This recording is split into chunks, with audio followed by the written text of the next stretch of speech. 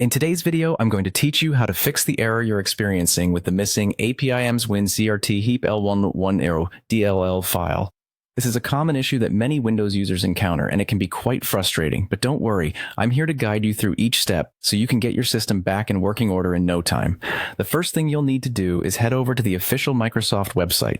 It's important to ensure that you're using legitimate sources to download any software components to avoid running into security issues. I'll guide you through the whole setup process, starting from the download. Once you're at the website, you'll be looking to download the Visual C++ redistributable package. This is a key component as the missing DLL file is part of these packages. Follow the link to download the Visual C++ redistributable for Visual Studio, which covers the 2015, 2017, 2019, 2021, and 2 versions. Each of these packages includes important updates and performance improvements. Make sure you select the correct version because this will directly affect how the programs that rely on these libraries perform. Once you're on the download page, take a moment to determine the appropriate file for your system, either 64-bit or 32-bit. If you're unsure whether your computer runs on a 64-bit or 32-bit system, it's straightforward to check through your system settings. Typically, newer systems are 64-bit, but it's always good to double-check.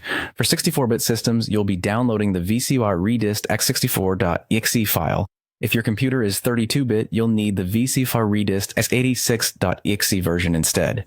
It's a crucial step, so make sure you download the right one to avoid any further complications. After you've downloaded the correct installer, you're ready to run it. Open the installer and you'll be presented with the terms and conditions. It's always a good practice to read through the terms before proceeding, so you're fully aware of what you're installing. Once you've reviewed them, go ahead and accept the terms by checking the corresponding box. Then click on the Install button to start the installation process. Now, the installer will take over and do its job. This part of the process can take a few minutes, so sit tight while everything is being configured properly. Once the installation is complete, there's an important final step you must not forget. Restart your computer. Restarting your system ensures that all the changes take effect and everything resets properly.